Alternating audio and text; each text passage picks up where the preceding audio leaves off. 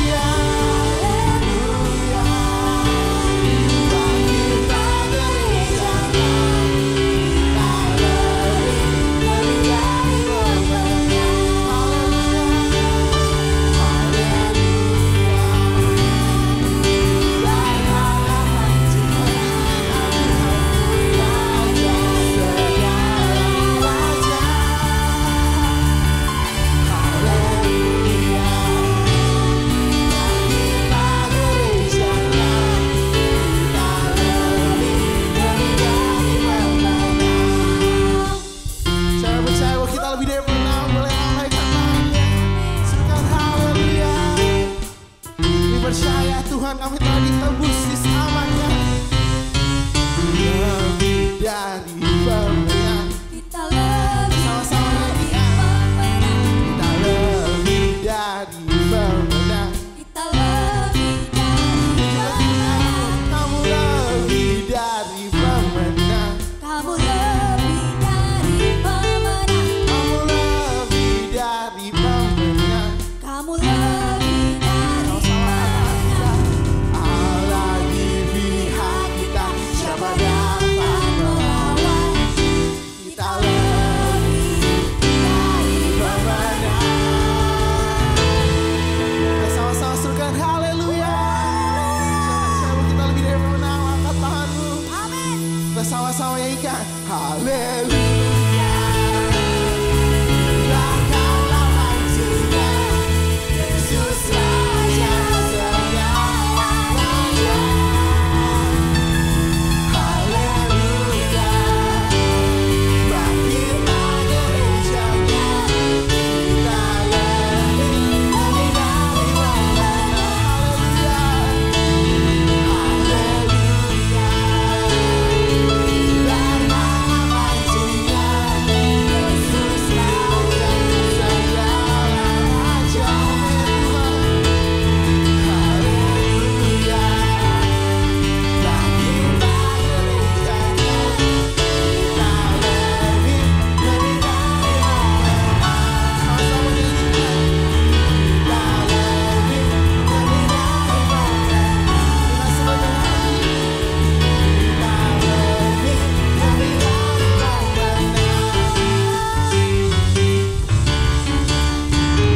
Kita beri kembali bagi Tuhan kita. Haleluya. Percaya kami lebih dari pemenang Tuhan. Terima kasih Tuhan.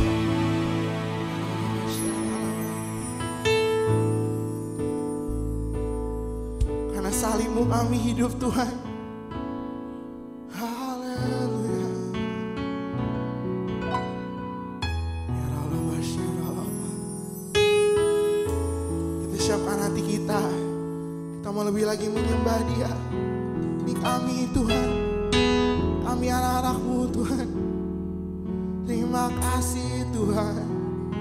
Ya Allah, Masya Allah. Mari kita bangun hubungan dengan Tuhan. Kita sembah Dia. Allah Masya. Yakin Tuhan Kau hadir Tuhan. Hadir tengah-tengah kami, di rumah kami masing-masing Tuhan. Tempat kami masing-masing. Roh Kudus berkenan menjamah kami Tuhan. Ya Allah Masya. Pada hari ini kami berjumpa dengan Engkau. Pada hari ini Tuhan salibmu menyelamatkan kami, menembus kami. Ya Allah Masya Allah. Terima kasih Tuhan, terima kasih. Hanya Kau Tuhan di hidupku. Kau Berikan hidup yang baru. kita sama-sama nyanyikan. Darahmu menyucikan, pulihkan hatiku.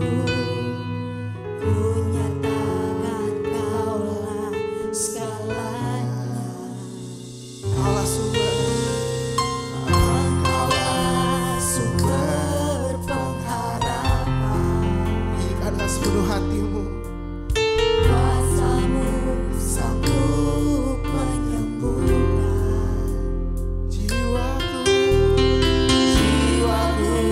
Pun berserah hanya kepadamu. Yesus, Kaulah segalanya. Mari kita sama-sama nyanyikan. karena salibmu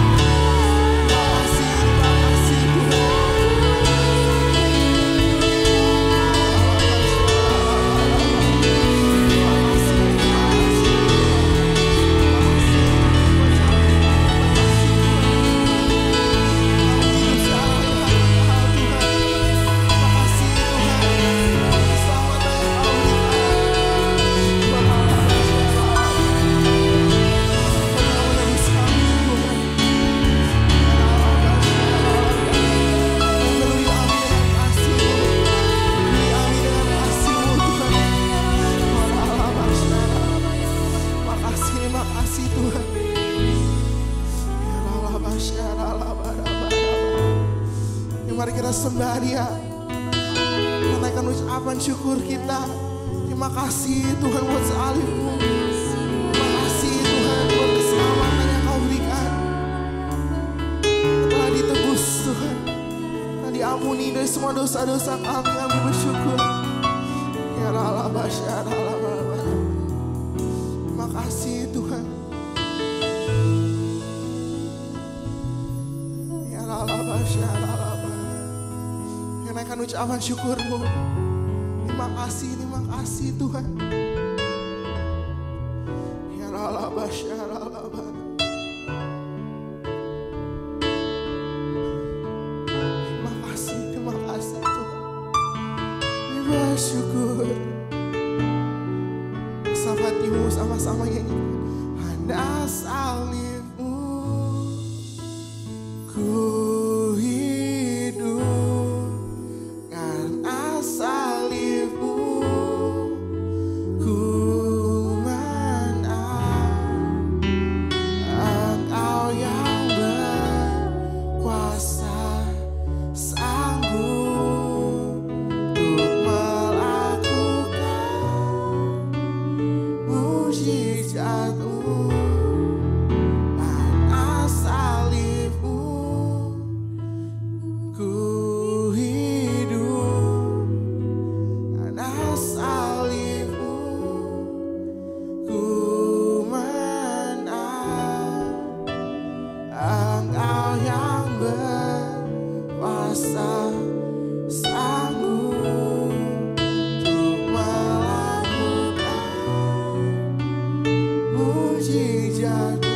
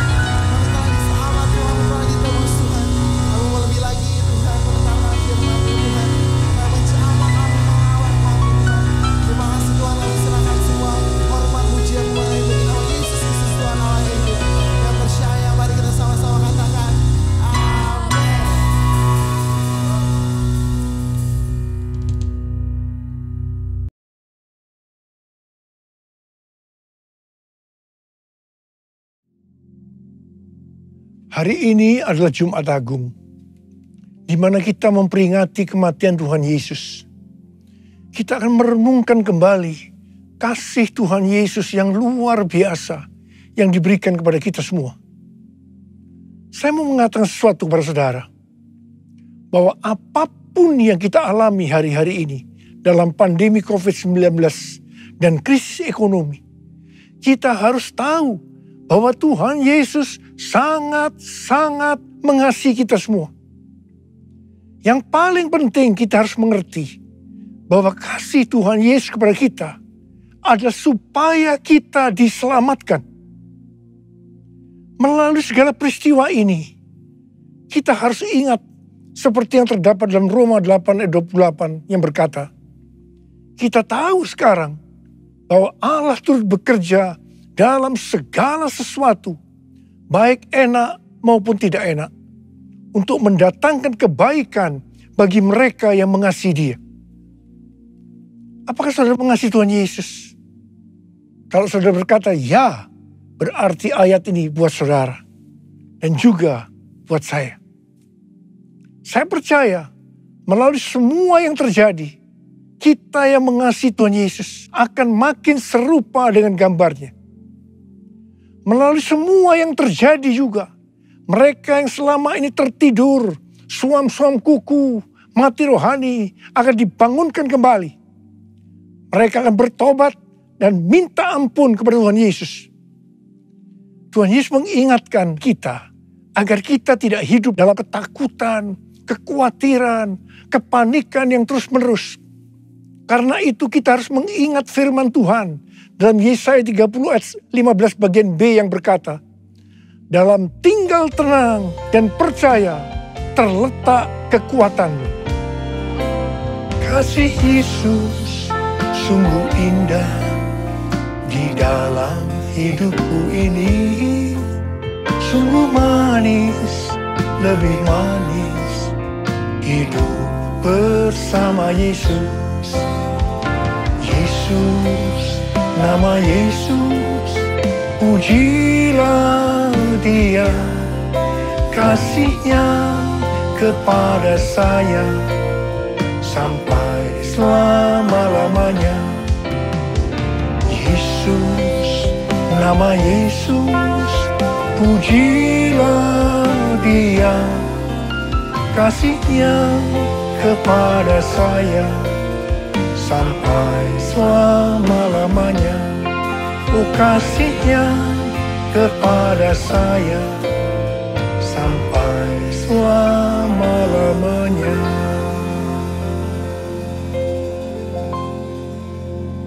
Alkitab berkata, Yesus mati karena dosa-dosa kita. Dia dikuburkan, tetapi pada hari yang ketiga Dia dibangkitkan. Alkitab berkata, semua orang telah berbuat dosa dan telah kehilangan kemuliaan Allah. Upah dosa ialah maut, mati kekal selama-lamanya, tempatnya di neraka. Neraka adalah tempat yang sangat mengerikan. Jangan sampai masuk neraka. Karena itu Tuhan Yesus datang ke dalam dunia ini untuk menyelamatkan kita semua. Bagaimana cara Tuhan Yesus menyelamatkan kita? Alkitab berkata, Tuhan Yesus yang tidak mengenal dosa, dijadikan dosa oleh karena kita. Supaya di dalam Dia, yaitu mereka yang percaya kepada Tuhan Yesus, dibenarkan oleh Allah. Apa arti daripada ayat ini? Tadi dikatakan, semua orang telah berbuat dosa dan telah kehilangan kemuliaan Allah. Upah dosa ialah maut, mati. Jadi Tuhan Yesus harus mati menggantikan saudara dan saya. Kalau kita melihat cara mati Tuhan Yesus, saya katakan sangat-sangat tidak manusiawi. Alkitab menuliskan ada 10 tahap penderitaan Tuhan Yesus dari Taman Getsemani sampai Golgota. Sangat mengerikan. Tahap yang pertama, ketika berada di Taman Getsemani, Tuhan Yesus berdoa kepada Bapa dalam keadaan ketakutan. Sampai peluhnya seperti tetes-tetes darah yang jatuh ke tanah. Pada saat itu seorang malaikat turun untuk menguatkan Tuhan Yesus. Tuhan Yesus berdoa kepada Bapa, "Ya Bapakku, jikalau sekiranya mungkin, biarlah cawan ini lalu daripadaku.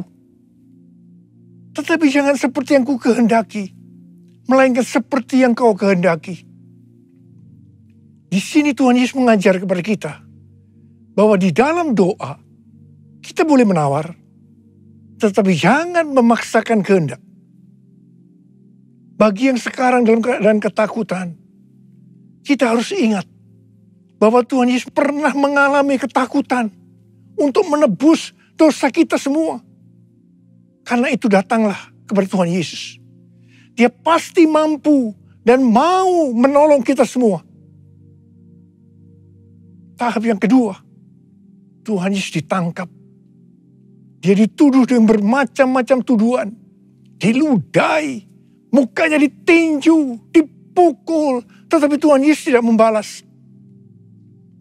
Di sini Tuhan Yesus mempraktekkan apa yang diajarkan kepada kita. Agar kita mengasihi dan berdoa bagi orang-orang yang membenci kita. Mengutuk kita, mencaci maki kita. Jikalau kita hanya mengasihi orang-orang yang mengasihi kita, apa jasa kita? Karena orang-orang berdosa pun juga mengasihi orang-orang yang mengasihi mereka. Tahap yang ketiga, Tuhan Yesus dibelenggu dan diadili. Waktu Tuhan Yesus diadili oleh Pilatus, ternyata tidak didapati kesalahan yang membuat Tuhan Yesus harus dihukum mati. Sementara itu orang-orang Yahudi terus berteriak-teriak supaya Tuhan Yesus dihukum mati. "Salibkan dia! Salibkan dia! Salibkan dia!" Akhirnya Pilatus menyerahkan Tuhan Yesus untuk disalibkan. Tahap yang keempat, Tuhan Yesus dicambuk. Proses awal dari penyaliban, jubah Tuhan Yesus dibuka dan dihukum cambuk. Dua algojo bergantian menghunjamkan cambuk ke punggung Tuhan Yesus. Ujung cambuk itu terbuat dari potongan tulang dan potongan besi. Tiap kali cambuk itu dihunjamkan ke punggung Tuhan Yesus, itu menimbulkan luka yang dalam. Tuhan Yesus berteriak-teriak kesakitan. Darah Tuhan Yesus bercucuran. Tuhan Yesus bermandikan darah. Tahap yang kelima, kepala Tuhan Yesus diberi mahkota duri. Duri ditancapkan di kepala Tuhan Yesus dengan cara dipukul. Sakitnya luar biasa. Darah bercucuran. Tahap yang keenam, Tuhan Yesus memikul salib. Dalam kesakitan, perlumuran darah, ditambah semalaman Tuhan Yesus tidak tidur. Tuhan Yesus harus memikul salibnya. Tuhan Yesus jatuh, bangun karena tidak kuat. Maka Simon dari Kirene disuruh menggantikannya. Tahap yang ketujuh, tangan dan kaki Tuhan Yesus dipaku. Sakitnya luar biasa. Darah bercucuran. Tahap yang kedelapan, Tuhan Yesus digantung di atas kayu salib. Pada saat itu Tuhan Yesus menderita secara lahir maupun batin. Secara lahir, dia merasakan sakit yang luar biasa di sekujur tubuhnya. Dan juga merasa sesak karena ada cairan yang menekan jantungnya. Secara batin, Tuhan Yesus menderita karena Tuhan Yesus melihat semua orang yang lalu lalang menghujat dia. Ahli-ahli Taurat, tua-tua, imam-imam menghujat dia. Bahkan salah satu penjahat di sebelahnya juga ikut menghujat. Tahap yang ke-9. Tuhan Yesus merasa ditinggalkan oleh Bapa. Sekitar jam 12 siang sampai jam 3 petang, tiba-tiba langit di sekitar Golgota menjadi gelap. Tuhan Yesus gelisah. Tuhan Yesus gelisah. Dan dia berteriak, "Eli, Eli, lama sabachthani." Eli, Eli, lama sabachthani. Allahku, Allahku, mengapa engkau meninggalkan aku? Tuhan Yesus merasa ditinggalkan oleh Bapa. Orang yang berdosa pada hakikatnya dipisahkan dari Bapa. Jadi untuk menebus dosa orang yang berdosa, maka Tuhan Yesus harus merasakan ditinggalkan oleh Bapa, dipisahkan dari Bapa.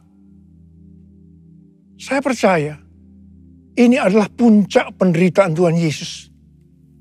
Penderitaan lainnya tidak ada artinya dibandingkan merasa ditinggalkan oleh Bapa. Bagi saya, kalau saya tidak merasakan hadirat Tuhan, itu adalah hal yang paling berat dalam hidup saya. Karena itu setiap hari saya selalu menjaga langkah-langkah dalam hidup saya, agar saya terus mengalami hadirat Tuhan. Kalau ada dosa, harus cepat diselesaikan, supaya terus merasakan hadirat Tuhan. Saya berharap saudara juga melakukan hal yang seperti itu. Kalau ada di antara saudara yang sudah tidak merasakan hadirat Tuhan, dan saudara menganggap itu biasa, saudara harus bertobat. Tidak ada yang lebih berbahagia daripada kalau kita berada dalam hadirat Tuhan. Sebab Alkitab berkata, di hadapanmu ada sukacita berlimpah-limpah. Artinya di dalam hadirat Tuhan ada sukacita dan kebahagiaan yang berlimpah-limpah. Tahap yang ke-10. Tuhan Yesus berkata, sudah selesai. It is finished. Ya Bapa, ke dalam tangan-Mu lah kuserahkan nyawaku. Lalu Tuhan Yesus mati. Tak terukur kasih-Mu Yesus, Kau telah mati gantikan diriku. Kau curahkan darah-Mu untuk tebus dosaku. Layaklah Kau Tuhan dipuji dan disembah dengan segenap hatiku. Layaklah Kau Tuhan dipuji dan disembah dengan segenap jiwa ragaku. Dengan segenap jiwa ragaku. Dengan segenap jiwa ragaku. Pertanyaannya, mengapa Tuhan Yesus harus mati dengan cara demikian?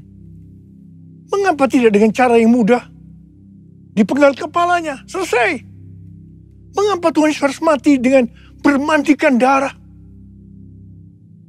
Alkitab katakan, tanpa penumpahan darah, tidak ada pengampunan dosa. Untuk mengampuni dosa saudara,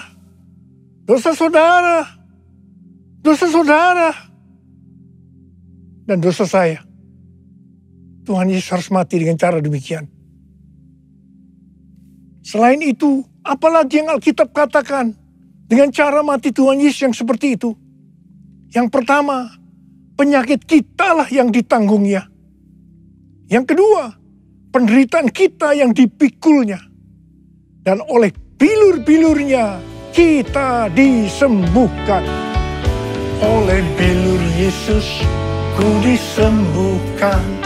Oleh bilur Yesus ku disembuhkan. Oleh bilur Yesus ku disembuhkan. Haleluya, amin. Oleh bilur Yesus ku disembuhkan. Oleh bilur Yesus ku disembuhkan. Oleh bilur Yesus ku disembuhkan. Haleluya, amin. Haleluya, amin. Haleluya. Yesus mati karena dosa-dosa kita. Dia dikuburkan. Tetapi pada hari yang ketiga, dia dibangkitkan. Haleluya. Tuhan Yesus tidak mati selamanya. Tetapi pada hari yang ketiga, Tuhan Yesus dibangkitkan. Apa yang Alkitab katakan? Kalau sampai Tuhan Yesus tidak bangkit. Yang pertama, sia-sialah pemberitaan firman Tuhan. Saya di sini memberitakan firman Tuhan. Tidak ada artinya. Sia-sia. Tetapi puji Tuhan. Tuhan Yesus hidup. Tuhan Yesus bangkit. Pemberitaan firman Tuhan menjadi tidak sia-sia. Hal yang kedua, kalau sampai Tuhan Yesus tidak bangkit, sia-sialah kepercayaan kita. Dan kita akan tetap mati di dalam dosa-dosa kita. Demikian juga dengan orang-orang yang mati di dalam Tuhan. Mereka akan tetap binasa. Tetapi puji Tuhan, Tuhan Yesus bangkit. Kita tidak akan mati di dalam dosa-dosa kita. Tetapi kita akan bersama-sama dengan Tuhan Yesus selama-lamanya. Haleluya. Dan hal yang ketiga, kalau sampai Tuhan Yesus tidak bangkit, kita adalah orang-orang yang paling malang dari segala manusia. Tetapi puji Tuhan, Tuhan Yesus bangkit. Kita bukan orang-orang yang paling malang, tapi justru orang-orang yang paling beruntung dari segala manusia. Ada berapa banyak di antara saudara orang-orang yang paling beruntung dari segala manusia? Saudara boleh angkat tangan. Sebab dia hidup, ada hari esok. Sebab dia hidup, ku tak gentar. Karena ku tahu dia pegang hari esok. Hidup jadi berarti sebab dia hidup. Hidup jadi berarti sebab dia hidup. Hidup jadi berarti sebab Yesus hidup. Karena Tuhan Yesus hidup, maka ada hari esok. Karena Tuhan Yesus yang pegang hari esok saudara dan saya, dia hidup. Dia berkata kepada kita, jangan kamu takut, jangan kamu khawatir, jangan kamu panik. Karena Tuhan Yesus hidup, maka mujizat-mujizat yang dilakukan oleh Tuhan Yesus 2000 tahun yang lalu masih ada sampai dengan hari ini. Orang buta melihat, orang lumpuh berjalan, orang tuli mendengar, orang mati dibangkitkan, orang kusta menjadi tahir, dan kepada orang miskin diberitakan kabar baik. Karena Tuhan Yesus hidup, kita akan melihat Pentakosta yang ketiga akan digenapi. Di mana melalui semua peristiwa yang sedang terjadi saat ini, penuaian jiwa yang terbesar dan yang terakhir sebelum Tuhan Yesus datang kembali terjadi. Bangkitnya generasi Yeremia, yaitu generasi anak-anak muda yang dipenuhi dengan Roh Kudus, cinta mati-matian kepada Tuhan Yesus, tidak kompromi terhadap dosa, dan akan memenangkan banyak jiwa. Kepada kita, orang yang sungguh-sungguh dengan Tuhan, akan diberikan kuasa untuk menyelesaikan amanat agung Tuhan Yesus. Karena Tuhan Yesus hidup, maka dia mengingatkan kepada kita, sesuai dengan 1 Petrus 2 ayat 9 yang berkata, tetapi kamulah bangsa yang terpilih, imamat yang rajani, bangsa yang kudus, umat kepunyaan Allah sendiri, supaya kamu memberitakan perbuatan-perbuatan yang besar dari Dia yang telah memanggil kamu keluar dari kegelapan kepada terangnya yang ajaib. Jadi, dengan kuasa dari Pentakosta ketiga, kita akan menyelesaikan amanat agung. Dan setelah itu Tuhan Yesus datang kembali. Haleluya. Karena Tuhan Yesus hidup, maka memasuki tahun 2022, dia memberikan tema bahwa tahun 2022 adalah tahun paradigma yang baru. Kita diminta untuk tidak mengingat-ingat hal-hal yang dulu. Sebab Tuhan sedang membuat sesuatu yang baru dengan cara yang ajaib. Tuhan akan menolong kita untuk memecahkan masalah-masalah yang kita hadapi dalam seluruh aspek kehidupan kita dengan cara yang baru atau paradigma yang baru. Tuhan mengingatkan agar kita yang sudah percaya dan lahir baru tidak lagi hidup dengan paradigma yang lama atau paradigma duniawi. Kita harus mengarahkan pandangan kita ke depan dan berlari-lari kepada tujuan yang artinya mengejar meskipun menderita untuk mendapatkan mahkota. Masuk surga dengan hadiah, yaitu mahkota surgawi. Darah-Mu Yesus sucikan daku, darah-Mu Yesus bebaskanku, darah-Mu Yesus ubahkan daku, ku dijadikan baru. Darah-Mu Yesus, darah-Mu Yesus sucikan daku, darah-Mu Yesus bebaskanku, darah-Mu Yesus ubahkan daku, ku dijadikan baru, ku dijadikan baru, ku dijadikan baru.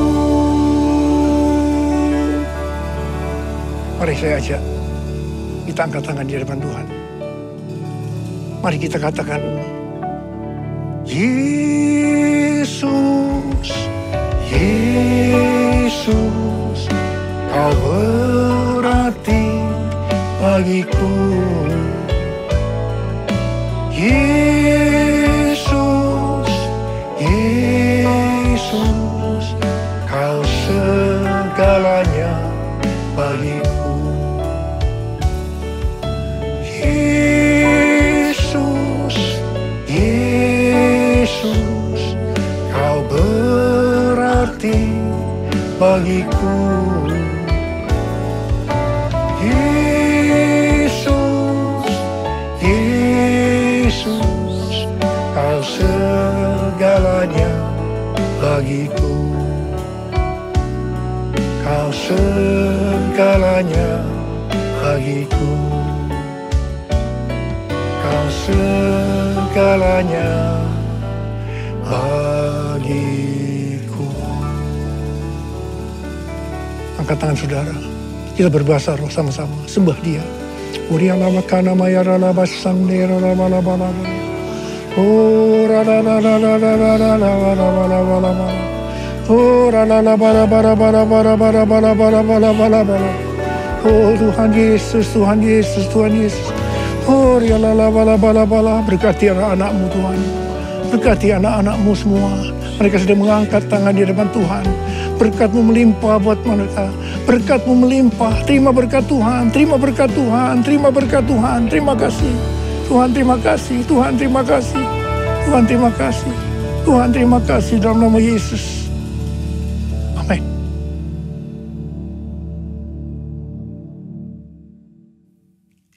Mari saudara-saudara, kita akan masuk dalam perjamuan kudus. Kita akan mengingat ayat ini. Sebab setiap kali kamu makan roti ini dan minum cawan ini, kamu memberitakan kematian Tuhan sampai Ia datang. Perjamuan kudus adalah perjamuan Tuhan Yesus sendiri. Setiap kali kita masuk dalam perjamuan kudus, Tuhan Yesus selalu berkata, biarlah ini menjadi peringatan akan daku. Peringatan akan daku. Karena itu mari arahkan hati kita kepada kebaikan Tuhan. Kita akan mengingat kebaikan Tuhan. Supaya kita lebih mengasihi Tuhan Yesus. Supaya kita lebih mengasihi satu dengan yang lain. Mari tundukkan kepala. Bapa, siapakah kami sebelum kami mengenal Engkau? Kami semua orang berdosa. Upah dosa adalah maut, mati. Mati kekal selama-lamanya. Tapi Engkau ya Aba, yang tidak berdosa, telah dijadikan dosa oleh karena kami. Engkau harus turun dari surga mulia, mati ganti kami dengan penderitaan yang luar biasa. Sungguh kalau kami pikirkan Bapa, betapa baiknya Engkau itu. Kau jadikan kami sebagai anak-anak-Mu. Engkau tuntun, Engkau bela, Engkau lindungi, Engkau berkati. Engkau sembuhkan kami. Engkau tegur kalau kami salah, ya Aba. Itu Engkau ya Aba, itu Engkau. Tuhan akan memberkati kita semua melalui perjamuan kudus. Tapi Tuhan mau kita makan dan minum dengan cara yang benar. Karena itu masing-masing kita introspeksi. Mari kita periksa diri kita saat ini. Kalau Tuhan ingatkan ada dosa yang belum diselesaikan, langsung kita minta ampun. Minta ampun di hadapan Tuhan.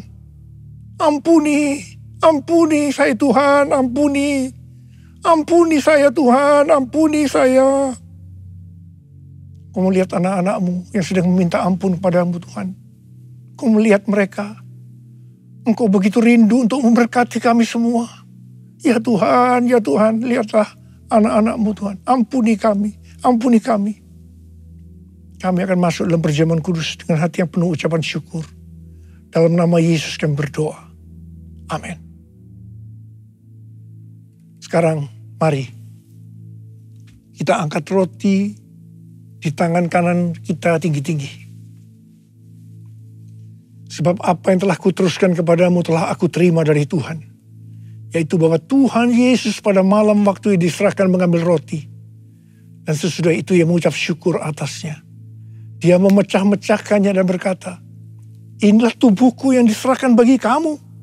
Perbuatlah ini menjadi peringatan akan aku. Saudara yang kasih Tuhan, bukankah roti yang kita pecah-pecahkan ini adalah persekutuan kita dengan tubuh Kristus? Mari kita makan dalam nama Yesus.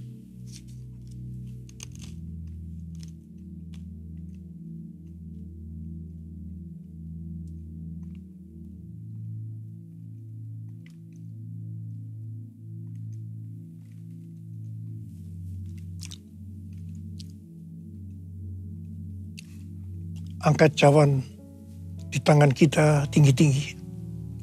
Demikian juga yang mengambil cawan sesudah makan lalu berkata, cawan ini adalah perjanjian baru yang dimeteraikan oleh darahku.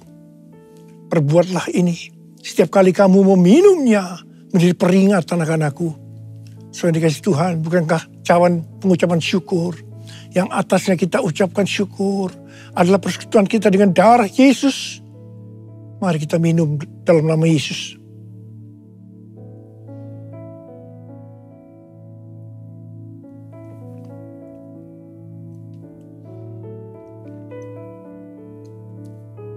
Mari ucapkan syukur dan terima kasih kepada Tuhan dengan suara. Jangan diam, keluarkan suara. Tuhan terima kasih.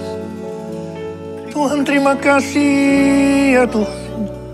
Kami mengucap syukur ya Tuhan. Terima kasih buat kebaikan-Mu ya Aba. Oh rada bara bara bara bara bara bara. Oh Yesus. Oh Yesus, Yesus, Yesus, Tuhan Yesus, Tuhan Yesus. Bapa terima kasih. Terima kasih. Terima kasih pesan-Mu hari ini. Oleh bilur-bilur-Mu kami semua disembuhkan. Oleh bilur-bilur-Mu kami semua disembuhkan. Terima kasih Tuhan. Kami berdoa bagi mereka yang sakit saat ini.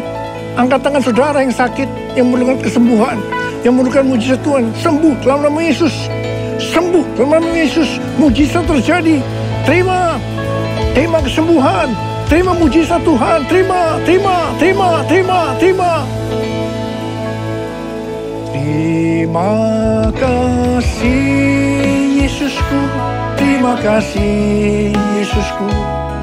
Puji syukur hanya bagi Tuhanku. Terima kasih Yesusku. Terima kasih Yesusku, puji syukur hanya bagi Tuhanku.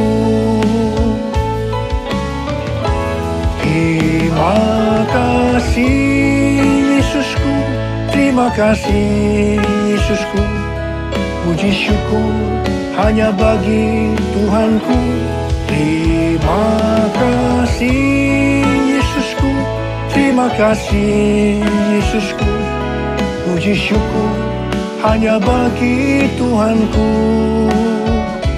Puji syukur hanya bagi Tuhanku. Puji syukur hanya bagi Tuhanku. Terima kasih Abah, terima kasih Abah, terima kasih, terima kasih. Mari angkat tangan saudara, terimalah berkat Tuhan. Kasih karunia yang berlimpah-limpah daripada Allah Bapa di dalam anak yang tunggal Yesus Kristus.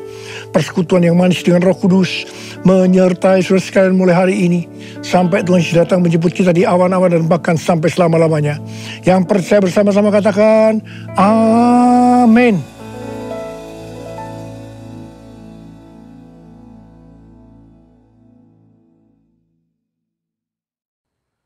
Deklarasi iman Mazmur 91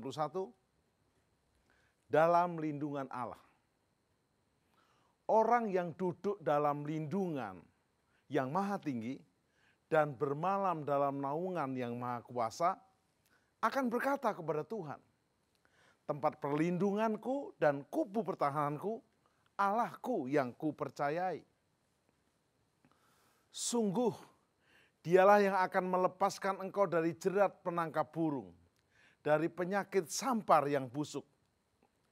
Dengan kepaknya ia akan menudungi engkau, di bawah sayapnya engkau akan berlindung. Kesetiaannya ialah perisai dan pagar tembok.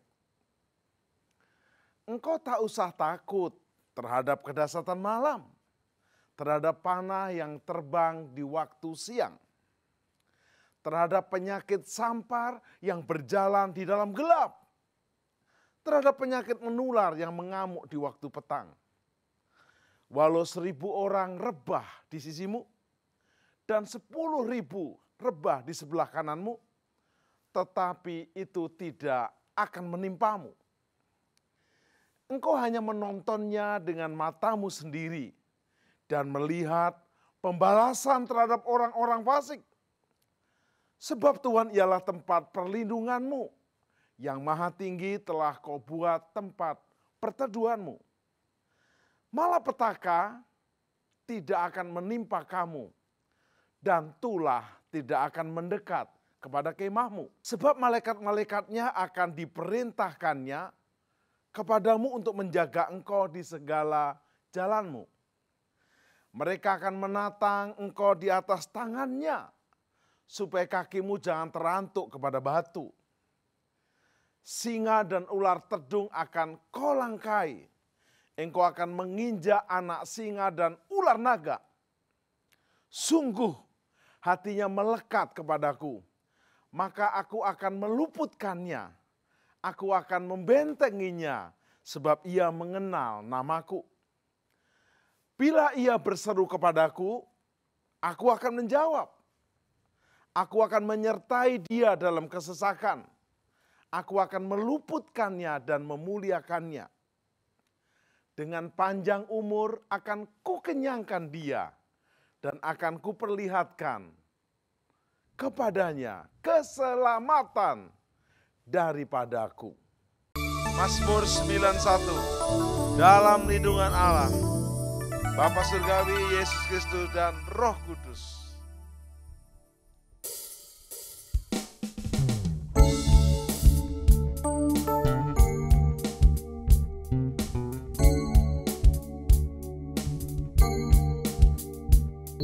Orang yang duduk dalam lindungan yang maha tinggi dan bermalam dalam naungan yang maha kuasa akan berkata kepada Tuhan, tempat perlindunganku dan kubu pertahananku, Allahku yang kupercayai. Sungguh Dialah yang akan melepaskan engkau dari jerat penangkap burung, dari penyakit sampar yang busuk. Dengan kepaknya ia akan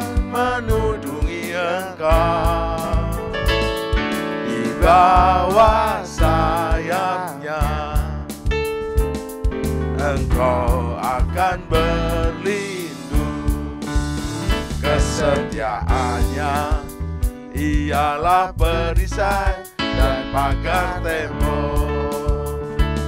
Engkau tak usah takut terhadap kedahsyatan malam, terhadap panah yang terbang di waktu siang, terhadap penyakit sampar yang berjalan di dalam gelap, terhadap penyakit menular yang mengamuk di waktu petang. Walau seribu orang rebah di sisimu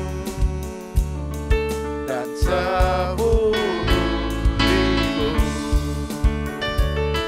di sebelah kananmu, tetapi itu tidak akan menimpamu. Engkau hanya menontonnya dengan matamu sendiri dan melihat pembalasan terhadap orang-orang fasik. Sebab Tuhan ialah tempat perlindunganmu.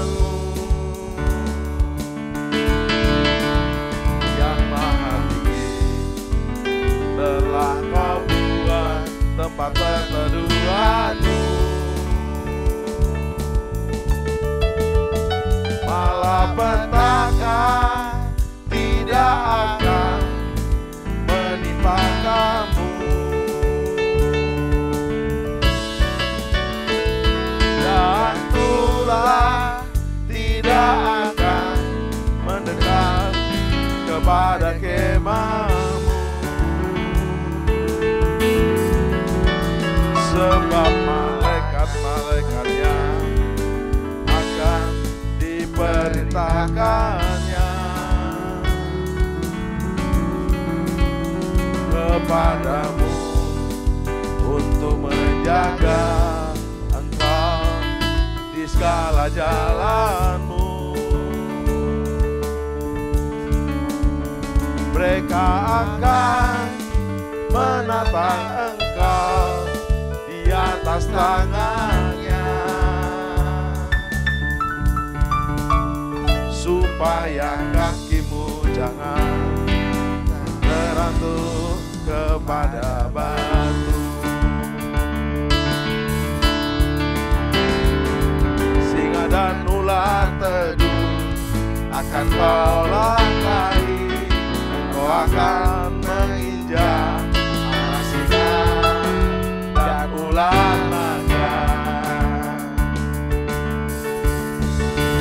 Sungguh hatinya melekat kepadaku, maka aku akan meluputkannya. Aku akan membentenginya, sebab Dia mengenal namaku. Bila Ia berseru kepadaku, aku akan menjawab. Aku akan menyertai